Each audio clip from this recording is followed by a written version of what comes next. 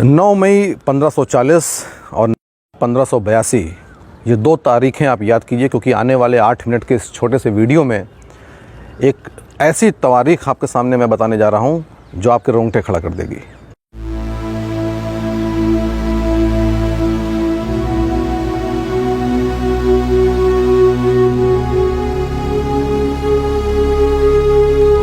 नमस्कार, मैं आलोक पांडे। 9 मई 1540 के दिन यानी आज ही के दिन लगभग 480 साल पहले महाराणा प्रताप का जन्म हुआ था कुंभलगढ़ में। और महाराणा प्रताप की जब हम बात करते हैं तो सबसे महत्वपूर्ण घटना उनके जीवन की जो हर बच्चे को यहाँ पे मालूम है वो है हल्दी घाटी का युद्ध। हल्दी घाटी का युद्ध हुआ ही ऐसा था कि वो अपने इतिहास की पुस्तकों से कहीं जा नहीं सकता, भारतीयों की मानसिक प्रेरणा से कहीं जा नहीं सकता। लेकिन वास्तव में राणा को जो महाराणा बनाया है वो हल्दी घाटी का युद्ध नहीं, हल्दी घाटी के युद्ध के बाद का उनका 20 साल का वो संघर्ष है जो उनके शौर्य, उनके धैर्य, उनके डिटर्मिनेशन को, उनके करेज को, उनके बलिदान को हमारे सामने प्रस्तुत करता है। और आज भारतीय युवाओं के सामने जो एक हीन भावना की, और पर्टिकुलरली हिंदू युवाओं के सामने जो एक हीन भावना की स्थिति पैदा हो रही है, उसको दूर करने के लिए राणा के इस इतिहास को जानना बहुत ज़रूरी है।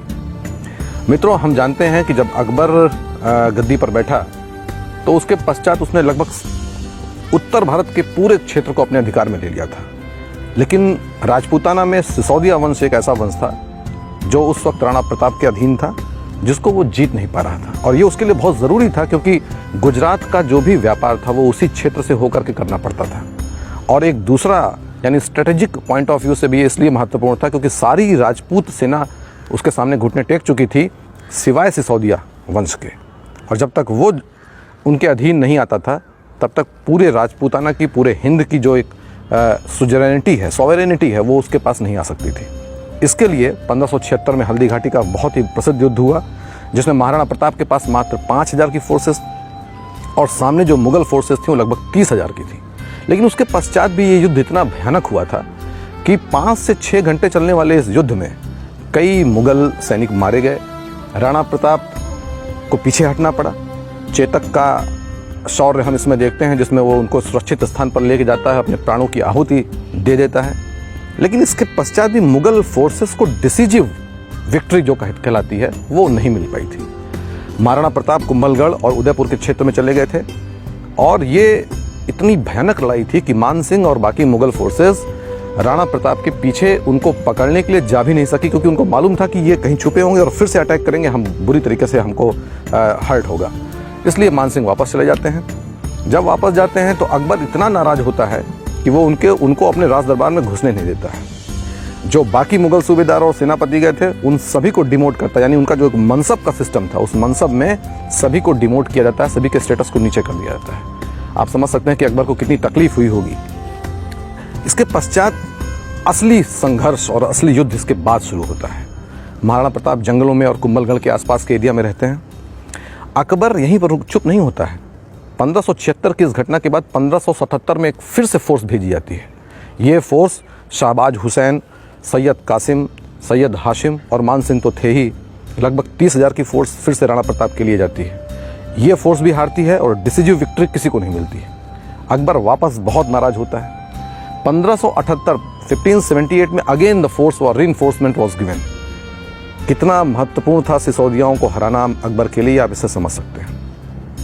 ये फोर्स भी शहबाज खान के अधीन जाती है और इसमें एक बहलोल खान का भी एक नाम आता है सेनापति का, जो बहुत लंबी हाइट का और बहुत ही क्रूर व्यक्ति था। ये भी वहाँ जाता है। राणा प्रताप इसमें भी नहीं हारते हैं और दोनों में से किसी को भी निर्णायक विजय प्राप्त नहीं होती है। इसके बाद 1579 में फिर से ये सेनाएं जाती हैं शहबाज खान, बहलोल खान और मान सिंह के नेतृत्व में। लेकिन ये फोर्सेस भी राणा प्रताप को हरा नहीं पाती हैं। राणा प्रताप गुरिल्ला पद्धति से लड़ाई करते हैं और अंधतोगत्वा मुगल सेना पीछे हटती है। 1580 में फिर से अटैक होता है। यानी देखिए अकबर के लिए कितना महत्वपूर्ण था। हर साल एक नई फोर्स के साथ वो राणा प्रताप को अधीन करने के लिए फोर्स भेज रहा था। 1580 में जो फोर्स जाती है उस फोर्स का जो नेतृत्व कर रहे थे वो मशहूर उर्दू सेनापति और उर्दू कवि अब्दुल रहीम खान खाना जी थे।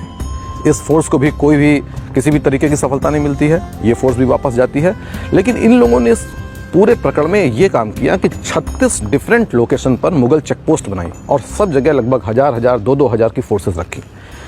यकीन मानिए कि जो राणा प्रताप को हराने के लिए फोर्सेस भेजी जाती थी, वो फोर्सेस 2, 5, 10 हज़ार की नहीं, 30, 40 हज़ार की मुगल माइटी फोर्सेस होती थी। आप कल्पना कर सकते हैं कि complete Mughal forces, Mughal army का लगभग 40 to 50% महाराणा प्रताप को हराने के लिए लगा था और लगातार लगा था। 1581 में एक साल राणा प्रताप को समय मिलता है, क्योंकि उस साल कोई भी उनके ऊपर अटैक नहीं होता है। और ये वही समय था जब भामा शाह जैसा एक नगर सेठ उनके पास आता है और कहावत इस तरीके की, मैं हल्दी घाटी भी गया हूँ, देवार भी गया हूँ, अन्य क्षेत्रों में भी गया हूँ, चावंड भी गया हूँ। कहावत वहाँ की ऐसी है और वहाँ के लोकल लोगों का कहना ये है कि ये इतने पैसे दिए गए थे कि 12 साल तक 25,000 की फोर्स बिना किसी दूसरे डोनेशन के ऊपर रह सकती थी और कायदे से मेंटेन किया सकती थी। भामा शाह का नाम इसीलिए अमर है और राजस्थान की सरकार में और बाकी अन्य सरकारों में कई योजनाएं उनके नाम पे चलती हैं। 1581 के बाद 1582, 16 सितंबर 1582 का दिन आता है। उदयपुर से अजमेर के बीच में एक घाटी है जिसका नाम है देवार, और ये देवार ही राणा प्रताप चुनते हैं, अपनी एक फोर्स बनाते हैं और इस फोर्स में भील, कोल और राजपूत का एक सम्मिलित संगठन बनता है। ये विजयादशमी का दिन था। महाराणा को ये यकीन था कि आज के दिन हमको आर या पार की लड़ाई लड़नी है। लगभग 50,000 की फोर्स सामने, 10-1,000 की फोर्स जिसमें भील, तीर, कमठे लेकर के अपना युद्ध कर रहे थे। विजयादशमी के दिन जब पूरा भारत, तत्कालीन भारत, दिए जला करके भगवान राम के अयोध्या में आने की पवित्र अवसर को सेलिब्रेट कर रहा था, उस समय महाराणा प्रताप अपने फोर्सेस के साथ अटैक करते हैं। ये वही इम्पॉर्टेंट युद्ध है जिस युद्ध में बहलोल खान को राणा प्रताप ने तलवार के एक वार से 2 फाड़ कर दिए थे। और 1582 में विजयादशमी के अवसर पर 1971 के बांग्लादेश वार में जो 90,000 सैनिक भारत के सामने बांग्लादेश में सरेंडर करते हैं, उसके बाद नंबर 2 का इन known history of India biggest surrender होता है। 36,000 मुगल आर्मी के सिपाही महाराणा प्रताप के सामने सरेंडर करते हैं। ये पूरे दिन चलने वाला ऐसा भयानक युद्ध था जिसमें डिसिसिव हार होती है मुगल आर्मी की, और चित्तौड़ को छोड़कर, केवल चित्तौड़ के किले और उसके आसपास के एरिया को छोड़ करके कंप्लीट मेवाड़ महाराणा प्रताप के अधीनता में आ जाता है, जो उन्होंने शपथ खाई थी कि मैं उदयपुर के या किसी भी महल में जाकर के रहूँगा नहीं, मैं कभी भी पलंग पर नहीं सोऊंगा जब तक मुझे ये डिसिसिव विक्ट्री नहीं मिल जाती। ये विक्ट्री लगभग इनकी ये जो उन्होंने प्रतिज्ञा ली थी, ये प्रतिज्ञा लगभग पूरी होती है और महाराणा बनने का जो उनका सफ़र वहाँ ख़त्म होता है। ये इतनी डिसिसिव हार थी कि इसके पश्चात अकबर को 1584 में वापस आना पड़ा। 6 महीने तक उसने वहाँ कैंप किया, उसके बावजूद महाराणा प्रताप को नहीं हरा पाया और वापस आगरा चला गया। लेकिन ये जो बैटल ऑफ देवार है, ये दीवार इंडियन हिस्ट्री में आपको कहीं नहीं मिलेगी, या इसका उल्लेख भी किया जाएगा तो केवल 1 लाइन या 2 लाइन में किया जाएगा। मैं खुद IAS की तैयारी करते समय हिस्ट्री को एज ऑप्शनल मैंने पढ़ाई की है, बहुत पढ़ाई की है, 6-7 साल पढ़ाई की है और बहुत किताबें पढ़ी हैं।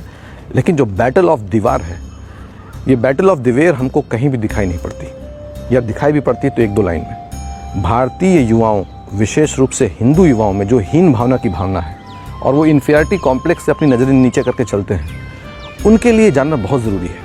मैं पूरी एक सीरीज़ लेके आऊँगा जो untold, unsung important battles of India हैं, जिसमें भारतीय राजाओं ने बहुत ही दम के साथ, भारतीय रानियों ने बहुत ही साहस के साथ ये युद्ध लड़े हैं और जीते हैं, इनको आपको बताने के लिए। इस बैटल ऑफ दिवेर का ना तो कोई उपन्यास बना है, ना कोई बॉलीवुड की मूवी बनी है, ना हिस्ट्री की बुक्स में उनको वो सूटेबल प्लेस मिला है जो इसको मिलना चाहिए था। चावंड अगर आज आप जाएंगे, हल्दी घाटी अगर आप जाएंगे, तो वो टूटी फूटी सड़कें और टूटे फूटे दीवार जिनमें पेड़ उगाए हैं, ये चीख चीख के कह रहे हैं कि हमारे भारतीय इतिहास में, हमारे गौरव में इनको स्थान देना चाहिए। एक और इम्पॉर्टेंट बात है कि मेवाड़ का जो राज चिन्ह है, अगर उस राज चिन्ह को आप देखें तो उसमें बीच में उगता हुआ सूरज है, एक तरफ भील और कोल है और एक तरफ क्षत्रिय समाज है। ये भी बताता है कि इंडियन हिस्ट्री में जाति के लिए कोई स्थान नहीं था। महाराणा की सेना में सारे जाति के लोग, चाहे वो तथाकथित लोअर क्लास हो, तथाकथित अपर कास्ट हो, सब साथ में मिलकर कंधे से कंधा मिलकर के युद्ध करते थे और तब उन्होंने वो जीत हासिल की। मैं सहारनपुर में डिस्ट्रिक्ट कलेक्टर रहा हूँ। 9 मई और 14 अप्रैल ये 2 दिन हमारे लिए पुलिस बंदोबस्त के लिए इतने क्रिटिकल डेज होते थे, क्योंकि वहाँ पर शेड्यूल्ड कास्ट और क्षत्रिय, इन दोनों के बीच में काफ़ी लड़ाई है, क्लैशेस हैं, कास्ट क्लैशेस हैं।